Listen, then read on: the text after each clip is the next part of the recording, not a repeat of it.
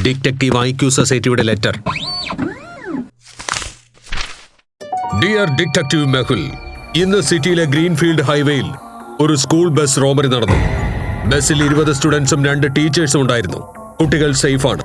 എന്നാൽ science ഫെയറിന്റെ gold മെഡലും ടാബ്ലറ്റ്സും മോഷ്ടിക്കപ്പെട്ടു. ഒരുപക്ഷെ ഏതെങ്കിലും വലിയ പദ്ധതി ഉണ്ടായിരുന്നിരിക്കാം. ഉടനെ കണ്ടുപിടിക്കണം. School bus robbery. കള്ളന്മാർ ഒരു തുമ്പ് പോലും അവശേഷിപ്പിച്ചിട്ടില്ല. Very very interesting. സർ, ഒരു കേസ് കൂടി. നിങ്ങളുടെ ചായ വീണ്ടും തണുക്കുമെന്ന് തോന്നുന്നു. ലോജിക്ക് ചൂടാണെങ്കിൽ ചായ തണുത്തതായാലും കുഴപ്പമില്ല. Logical army, case number 1, the school bus robbery. Let's see, ആരാണ് ബസ് തടഞ്ഞത്? അതും എന്തിന്?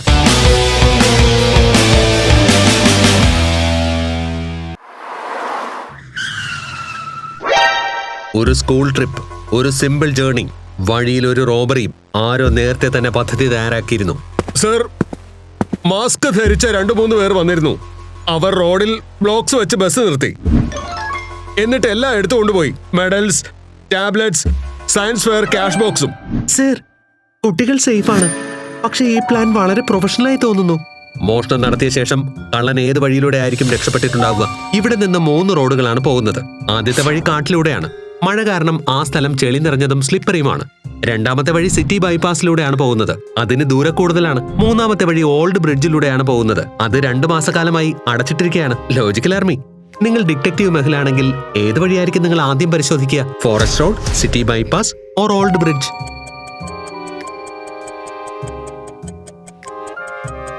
ശരിയായ ഉത്തരം സിറ്റി ബൈപ്പാസ് ആണ്. ഫോറസ്റ്റ് റോഡിൽ വാഹനങ്ങൾ കുടുങ്ങിപ്പോവും. Old bridge ക്ലോസ്ഡും.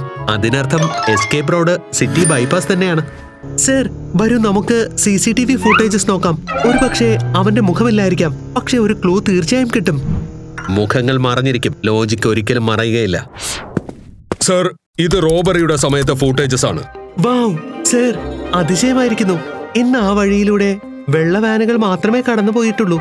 1, 2, 3 വൈറ്റ് വാൻ അതിലൂടെ കടന്നുപോയി എന്നല്ലാതെ വേറൊരു വണ്ടിയും ഇതുവരേക്കും കണ്ടില്ല.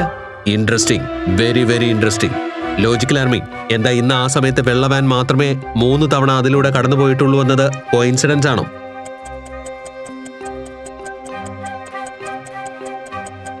അല്ല, അത് പോസിബിൾ അല്ല. നോക്കൂ, same van, same speed, same number plate. അതായത് കള്ളൻ CCTV ഫൂട്ടേജസ് ഹാക്ക് ചെയ്ത് ലൂപ്പ് ചെയ്തിട്ടുണ്ട്. ക്യാമറ ഈ റിപ്പീറ്റ് ക്ലിപ്പ് കാണിക്കുന്ന സമയത്താണ് യഥാർത്ഥ എസ്കേപ്പ് സംഭവിച്ചത്. സർ, ആ കള്ളന്മാർ മുഴുവൻ ക്യാമറയും കബളിപ്പിച്ചു. എനിക്ക് തോന്നുന്നത് ആ കള്ളന്മാർ മുഴുവൻ പ്ലാനുമായി വന്നതെന്നാണ്. വരൂ, നമുക്ക് ക്രൈം സീനിലേക്ക് പോകാം. കുട്ടികളോട് സംസാരിക്കാം. ഒരു കള്ളനും കാരണമില്ലാതെ ഒരിക്കലും കൊള്ളയടിക്കില്ല. ഫ്രണ്ട് റോയിൽ 3 ബാഗ്സ് ഉണ്ട്. ഓരോ സീറ്റിലും 1-2 ബാഗുകൾ മാത്രമേ ഉള്ളൂ. സർ, ഒരുപക്ഷെ കുട്ടികൾ അബദ്ധവശാൽ അതവിടെ വെച്ചതായിരിക്കാം. ഒരു ബാഗിലെ നെയിം ടാഗ് മിസ്സിംഗ് ആണ്. മറ്റൊരു ബാഗിൽ ടാഗ് തലകീഴായി കിടക്കുന്നു. സ്ട്രേഞ്ച്. ഈ ബാഗ് ആരുടേതാണ്? സർ, ഈ റെഡ് ബാഗ് എന്റേതാ. എന്നാൽ ഈ ബ്ലൂ ബാഗ് വേറെ ആരുടേതാണ്. സർ, റോബേഴ്സ് വന്നപ്പോൾ അവർ ഫസ്റ്റ് റോയ്ക്ക് സമീപം കൂടുതൽ സമയം ചെലവഴിച്ചുവെന്ന് ടീച്ചർ പറഞ്ഞിരുന്നു. എക്സാക്ട്ലി. അവരുടെ ടാർഗറ്റ് ഗോൾഡ് മെഡൽ അല്ലായിരുന്നു. ഒരുപക്ഷെ ഏതെങ്കിലും കുട്ടിയുടെ കിഡ്നാപ്പിംഗ് ആയിരിക്കാം. കാരണം ആരെങ്കിലും സ്കൂൾ സാധനങ്ങൾ മോഷ്ടിക്കുന്നത് എന്തിനാണ്? അതും വ്യാജ സ്വർണ്ണ മെഡൽ. എന്നാൽ അവർ കിഡ്നാപ്പിംഗ് എന്തുകൊണ്ടാണ് ചെയ്യാത്തത്?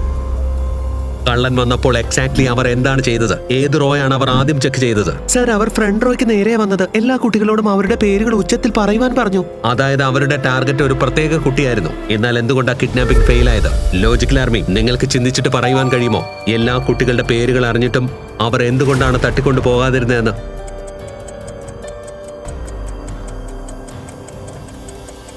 ചിലപ്പോൾ കൺഫ്യൂഷനായി കാണും. ഒരുപക്ഷെ 2-3 കുട്ടികൾക്ക് ഒരേ പേരുണ്ടെങ്കിൽ ഏത് കുട്ടിയെയാണ് തട്ടിക്കൊണ്ടുപോവുക? തെറ്റായ കുട്ടിയെയാണ് തിരഞ്ഞെടുക്കുന്നതെങ്കിൽ പ്ലാൻ പരാജയപ്പെടുമായിരുന്നു.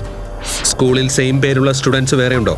സർ, അതെ, നമ്മുടെ സ്കൂളിൽ റിഹാൻ എന്ന പേരുള്ള 3 കുട്ടികളുണ്ട്. എക്സാക്ട്ലി. അവരുടെ കൺഫ്യൂഷനുള്ള കാരണം ഇതാണ്. അവർ റിഹാൻ എന്ന പേര് പറഞ്ഞപ്പോൾ 3 കുട്ടികൾ എഴുന്നേറ്റ് നിന്നു. തെറ്റായ കുട്ടിയെ കൊണ്ടുപോകുമെന്ന് കിഡ്നാപ്പേഴ്സും ഭയപ്പെട്ടു. അതുകൊണ്ട് അവർ റോബറി ചെയ്യാനാ വന്നതെന്ന് ആക്ട് ചെയ്തിട്ട് അവിടെ നിന്ന് ഓടിപ്പോയത്. അപ്പോൾ റോബറി ഒരു കവറപ്പായിരുന്നു അല്ലേ? അവരുടെ യഥാർത്ഥ പ്ലാൻ റിഹാനെ കിഡ്നാപ്പ് ചെയ്യുക എന്നതായിരുന്നു. തീർച്ചയായും. ഇനി ചോദ്യം ഇതാണ്, റിഹാൻ എന്ന കുട്ടി ബസ്സിൽ ഇരിക്കുന്നുണ്ടെന്ന് ആരാണ് അവരോട് പറഞ്ഞത്? ബസ്സിൽ അബദ്ധത്തിൽ വന്ന ബാഗ് ചിലപ്പോൾ കേസ് മുഴുവനും കീഴ്മേൽ മറിക്കും. സർ, അകത്ത് GPS പിന്നെ ഒരു ഫയലും ഉണ്ട്. ഫയലിൽ നോക്കൂ. ഒരു മെഡിക്കൽ റിപ്പോർട്ടും പിന്നെ ഒരു അഡ്രസ് കാർഡും. റിഹാൻ ഖുറേഷി, അച്ഛന്റെ പേര് ജാവേദ് ഖുറേഷി. ഇതിൽ നിന്ന് നമുക്ക് ധാരാളം ക്ലൂസ് കിട്ടി. എന്നാൽ എന്തൊക്കെയാണ്?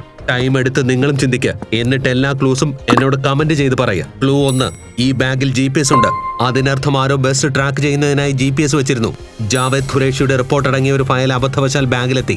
അതിനർത്ഥം ഈ ബാഗ് ജാവേദ് ഖുറേഷിയുടെ വീട്ടിൽ നിന്നാ വന്നത്. ആരോ മനഃപൂർവ്വം ഇതിൽ വെച്ചു. ഇർഖാൻ ഖുറേഷിയുടെ പിതാവാകുവാൻ സാധ്യതയുണ്ട്. 3 ഇർഖാൻമാരിൽ ആരെങ്കിലും ഇർഖാൻ ഖുറേഷിയാണോ? നിന്റെ അച്ഛന്റെ പേരെന്താണ്? സർ, ജാവേദ് ഖുറേഷി. ലോക ടീന plastic. Mehul sir, fantastic. Sir, നിങ്ങൾ എന്ത് അനാലിസിസ് ആണ് നടത്തിയത്? അതിനർത്ഥം ഈ കുട്ടിയെയാണ് കിഡ്നാപ്പ് ചെയ്യേണ്ടിയിരുന്നത്. നിന്നെ ആരാ രാവിലെ സ്കൂളിലേക്ക് വിടാൻ വന്നത്? ഡ്രൈവറും പിന്നെ മെയ്ഡും. ആലിയ, നീ കുട്ടികളോടൊപ്പം നിൽക്ക്. ഞാൻ പെട്ടെന്ന് തന്നെ ജാവേദ് ഖുറേഷിയുടെ വീട്ടിലേക്ക് പോകാം. ഡിറ്റക്റ്റീവ് മെഹുൽ, ഞാൻ ന്യൂസ് കണ്ടിരുന്നു. കുട്ടികൾ സേഫ് ആണല്ലോ അല്ലേ? തികച്ചും സേഫ് ആണ് ഖുറേഷി. എന്നാൽ ചില കാര്യങ്ങൾ ക്ലിയർ ചെയ്യാനുണ്ട്. താങ്കളുടെ ബാഗ് എങ്ങനെയാ ബസ്സിൽ വന്നത്? ബാഗ്? എന്റെ ബാഗ് വീട്ടിലുണ്ടായിരുന്നു. ചിലപ്പോൾ ഡ്രൈവറോ മെയ്ഡോ അബദ്ധത്തിൽ എടുത്തുകൊണ്ട് പോയതായിരിക്കാം. അവരെ രണ്ടുപേരെയും വിളിക്ക്. രാവിലെ എന്താ നടന്നതെന്ന് കറക്റ്റായി പറയൂ. കൂടാതെ ബാഗിനെ കുറിച്ചും അറിയണം. ഞാൻ കാറിലായിരുന്നു സർ. ബസ് സ്റ്റോപ്പ് വരെ പോയി. റിഹാനെ ഗേറ്റ് വരെ മെയ്ഡാ കൊണ്ടുപോയത്. ബാഗിനെ കുറിച്ച് എനിക്കൊന്നും അറിയില്ല. സർ, ഞാൻ റിഹാൻ ബാബയെ ബസ്സിലിരുത്തിയിട്ട് വന്നു. പക്ഷേ സർ പറയുന്ന ഈ ബ്ലൂ ബാഗിനെ കുറിച്ച് എനിക്കൊന്നും അറിയില്ല. രണ്ടുപേരും പറയുന്നത് കേട്ടിട്ട് മെഹുലിന് പെട്ടെന്ന് തന്നെ മനസ്സിലായി ആരാണ് കള്ളം പറയുന്നത്. നിങ്ങൾക്ക് മനസ്സിലായ ലോജിക്കൽ ആർമി?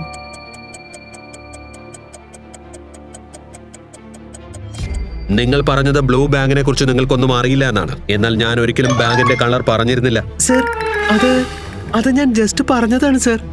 ലോജിക്ക് അനുവദിക്കുന്നിടത്തോളം നുണയും അനുവദനീയമാണ്. സത്യം പറയും, ആരാണ് നിങ്ങളോട് ബാഗ് ബസ്സിൽ വെക്കാൻ പറഞ്ഞത്?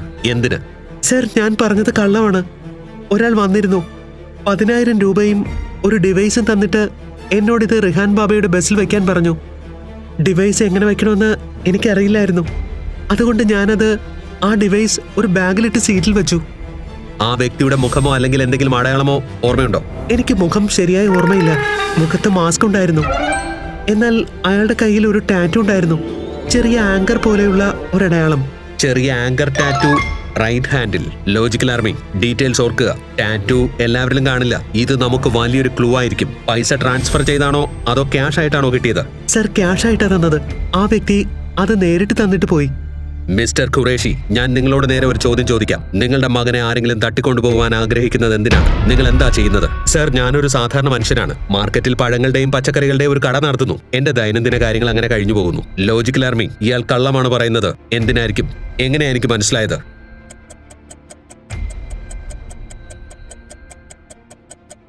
പഴങ്ങളും പച്ചക്കറികളും വിൽക്കുന്നയാൾക്ക് ഇത്രയും ആഡംബര ബംഗ്ലാവിൽ താമസിക്കാൻ കഴിയില്ല. ഗേറ്റിനടുത്തെത്തിയപ്പോൾ തന്നെ എനിക്കത് മനസ്സിലായി. Imported SUV, foreign cameras, private security guard, ഇതൊന്നും ഒരു സാധാരണ കടയുടമയ്ക്ക് എത്തിപ്പിടിക്കുവാൻ പറ്റുന്ന ദൂരത്തിലല്ല. ആളുകൾ അവരുടെ യഥാർത്ഥ ജോലി മറച്ചുവെക്കുന്നതിനുള്ള കാരണം കുറ്റബോധമോ ഭയമോ ആയിരിക്കും. സത്യം പറയൂ, ശരിക്കും നിങ്ങൾ എന്താ ചെയ്യുന്നത്? സർ, ഞാൻ മുൻപ് ആന്റിക് പീസസ് മോഷ്ടിച്ച് ഇമ്പോർട്ട് എക്സ്പോർട്ട് ചെയ്തിരുന്നു. Rare coin, statue, old temple items. ആ സമയത്ത് ഒരുപാട് ആളുകളുമായി ശത്രുത ഉണ്ടായിരുന്നു. എന്നാൽ സർ, ഇപ്പോൾ ആ ജോലികളെല്ലാം വിട്ട് ആ പൈസ കൊണ്ടാ ഈ ബംഗ്ലാവ് നിർമ്മിച്ചത്. നിങ്ങളുടെ പഴയ തൊഴിൽ ശത്രുക്കൾ ഇപ്പോൾ നിങ്ങളുടെ കുട്ടി വരെ എത്തിയിരിക്കുന്നു. ഈ മോഷ്ടിക്കുന്ന ജോലി ചെയ്യുന്ന സമയത്ത് നിങ്ങളുടെ കൂടെ വേറെ പാർട്ട്നേഴ്സ് വല്ലതും ഉണ്ടായിരുന്നു? സർ, എന്നോടൊപ്പം 3 പേരുണ്ടായിരുന്നു. രമേശ്, ഡാനിഷ്, ഇർഫാൻ. നമ്മൾ ഒരുമിച്ചാ ചെയ്തിരുന്നത്. ഞാൻ ബിസിനസ് അവസാനിപ്പിച്ചപ്പോൾ എല്ലാവരുമായുള്ള ബന്ധവും നിർത്തിയിരുന്നു. ആരെങ്കിലും പണം നേടുവാനോ പ്രതികാരം ചെയ്യുവാനോ ശ്രമിക്കുകയാണെന്ന് സംശയമുണ്ടോ? രമേശിന് അല്പം ദേഷ്യം ഉണ്ടായിരുന്നു. ഞാൻ അവന്റെ ചില പേയ്മെന്റുകൾ തടഞ്ഞു വെച്ചിരുന്നു. ഡാനിഷ് ജയിലിനുമായി. 6 മാസം മുൻപ് മോചിതനായിരുന്നു. ഇർഫാൻ, അവനെക്കുറിച്ച് ഒരറിവില്ല. നിങ്ങളുടെ കയ്യിൽ അവരുടെ ഫോട്ടോസ് ഉണ്ടോ? അതൊരു പഴയ ഫയലിൽ ഉണ്ടായിരിക്കും സർ. ലോജിക്കൽ ആർമി, കിഡ്നാപ്പിങ്ങിന് പുറകിൽ ആരാണെന്ന് എനിക്ക് മനസ്സിലായി. എന്താ നിങ്ങൾക്ക് മനസ്സിലാക്കാൻ കഴിഞ്ഞോ?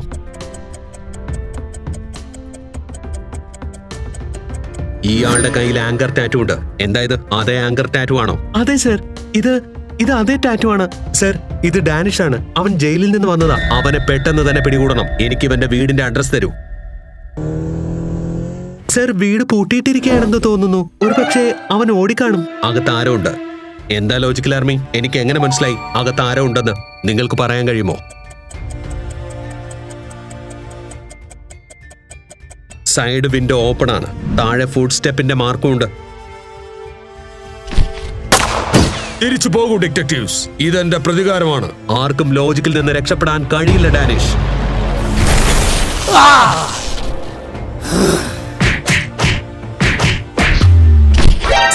നിങ്ങൾ ഓക്കെ ആണോ? അല്പം ലോജിക്കും ഒരു ഗാഡ്ജറ്റ്സിന്റെ കറണ്ടും മതിയായിരുന്നു. എനിക്ക് പ്രതികാരം ചെയ്യണമായിരുന്നു. ഖുറേഷ്യ അവനെ എന്നെ ജയിലിലാക്കിയത്. ഒരു കുട്ടിയുടെ മേൽ കൈ ഉയർത്തുന്നതിലൂടെ ഒരു പ്രതികാരം പൂർണ്ണമാകില്ല ഡാനിഷ്. നീ GPS വെച്ചു CCTV ഹാക്ക് ചെയ്തു, പക്ഷേ ലോജിക്ക് നിന്നെ പിടികൂടുക തന്നെ ചെയ്തു. Case solved. Detective Mehul and Aliya rocks.